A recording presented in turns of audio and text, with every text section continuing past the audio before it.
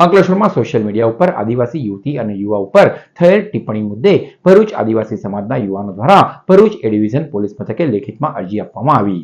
તાજેતરમાં સોશિયલ મીડિયાના પ્લેટફોર્મ ઉપર આદિવાસી સમાજ અંગે અભદ્ર ટિપ્પણીના મુદ્દે આદિવાસી યુવા વર્ગમાં ભારે રોષ ફેલાયો છે. અંકલેશ્વરના પિંકેશ પટેલ નામના ઈસમ દ્વારા તેના સોશિયલ મીડિયા ઉપર આદિવાસી સમાજની યુવતી અને યુવા વર્ગ માટે અભદ્ર ટિપ્પણી કરતી પોસ્ટ કરાઈ હતી. જે પોસ્ટ અંગે આદિવાસી સમાજના યુવા વર્ગને જાણ થતાં તેમના દ્વારા પોસ્ટનું પ્રૂફ એકત્રિત કર્યા હતા અને યુવાનને સમાજની માફી માંગણી કરાઈ હતી. આ તરફ ભરૂચમાં આદિવાસી સમાજના લોકોએ ભરૂચ એ ડિવિઝન પોલીસ મથકે લેખિતમાં ફરિયાદ પણ આપી હતી.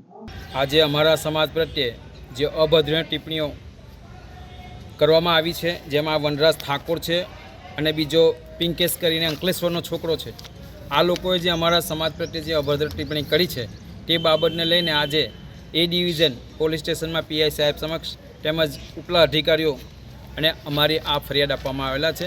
આમાં એવું છે કે આદિવાસી સમાજ એ આદિવાસી સમાજને ટાર્ગેટ કરવામાં આવે છે. આ રીતે જો સમાજને ટાર્ગેટ કરીને અંદર જો સમાજને લડાવવામાં પ્રયત્ન કરવામાં આવશે તો અમારો સમાજ જે છે, સમાજની જે એકતા જે છે, એકતાને ખંડિત કરવા માટેનો આ પ્રયત્ન થઈ રહ્યો છે.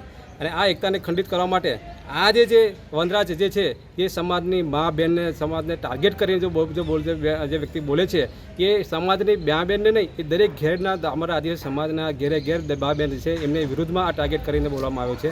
જેથી કરીને આ જે વનરાજ જે છે ઇન્સ્ટાગ્રામની ઉપર એમનું પોતાનું આઈડી બનાવીને એને દરેક જગ્યાએ છે ને વાયરલ મેસેજ કરીને દરેક સમાજમાં ગેર ટુ ગેર આ મેસેજ કરેલા છે. જેથી કરીને અમે ભરૂચ જિલ્લા આદિવાસી સમાજ દ્વારા આ એમની વિરુદ્ધમાં આ કાયદેસર ફરિયાદ કરવા માટે અમે આ જે એટ્રોસિટી એક્ટ મુજબ અને ધારા જે નવી જે કાયદેકીય જે ન્યાય સંહિતા મુજબની જે કંઈ ફરિયાદ છે એ ફરિયાદ અમે દાખલ કરવા માટે આજરોજ ઉપસ્થિત થયા છે.